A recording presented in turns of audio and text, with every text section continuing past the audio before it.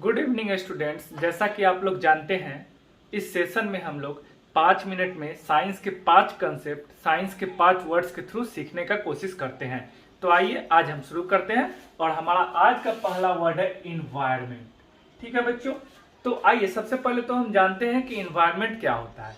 Each and everything that surround us known as environment. बच्चों, हमारे आसपास जो भी चीजें हैं ना, उन्हीं को हम इन्वायरमेंट या पर्यावरण कहते हैं। अब जब हम इनको बांटना चाहें कि हमारे आसपास क्या क्या है, तो इनको हम सिर्फ 2 कैटेगरी में ही बांट सकते हैं। जैसे अगर हम इन्वायरमेंट को कंसीडर करें, और अभी तो मैंने क्या बोला कि जो कुछ भी हमारे आसपास है वो सब क्या है, इन्वायरमेंट ही है। तो हमारे आसपास क्या है, तो अगर हम इसको देखते हैं तो सिर्फ 2 ही चीजें हमें मिलेंगी बच्चों। एक लिविंग थिंग्स, क्या लिविंग थिंग्स यानी ऑर्गेनिज्म, लिविंग ऑर्गेनिज्म, और second one is non living things. ठीक है बच्चों, नॉन लिविंग थिंग्स। क्लियर है ना?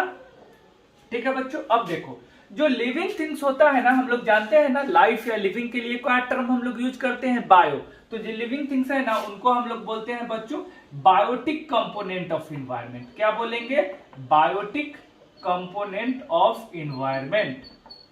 ठीक है बच्चों, उसी तरह जो नॉन लिविंग थिंग है उनको हम लोग क्या बोलेंगे, abiotic component of environment, abiotic component of environment. और इनका एक और नाम है, या फिर इसको हम लोग क्या बोलते हैं, फिजिकल कंपोनेंट ऑफ इन्वायरमेंट। क्या बोलते हैं? Physical component of environment.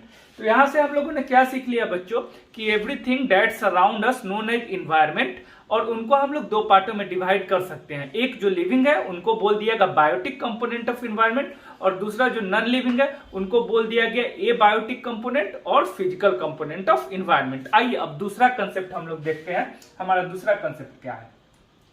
दूसरा कंसेप्ट है बच्चों हमारा इकोलॉजी, जिसको हिंदी में हम लोग पारिस्थितिकी विज्ञान या पारिस्थितिकी कहते हैं। आइए इसको समझते हैं ये क्या है।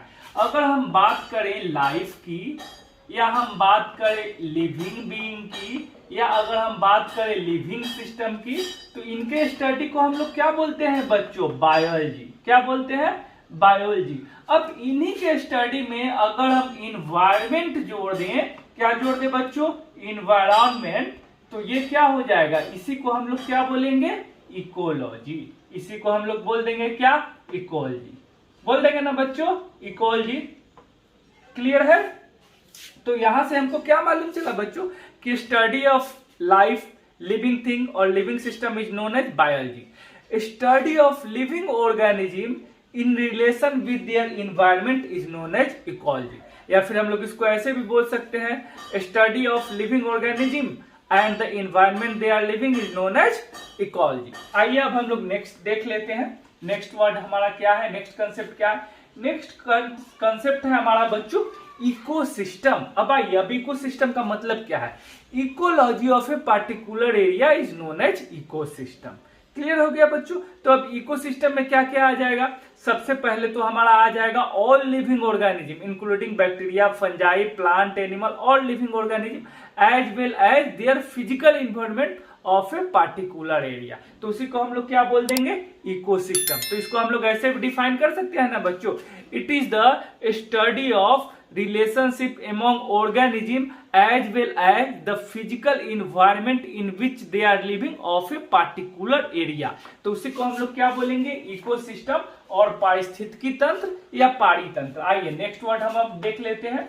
हमारा अगला वर्ड है एटमॉस्फेयर, वायुमंडल। देखिए हमारे आसपास जो गैसियस कवरिंग है ना, जो गैस का कवर है, उसी को हम लोग बोलते हैं क्या, एटमॉस्फेयर और वायुमंडल। तो इसको हम लोग कैसे डिफाइन कर सकते हैं बच्चों, gaseous covering around earth surface is known as atmosphere. Clear है?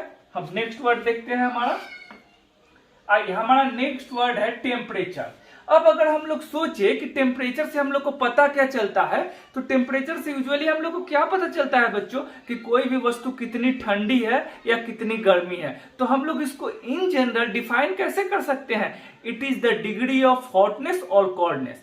इन other words we can say that degree of hotness और coldness of any substance is known as its temperature. और ये क्यों होता है बच्चों, तो ये होता है हीट एनर्जी डिफरेंस के कारण।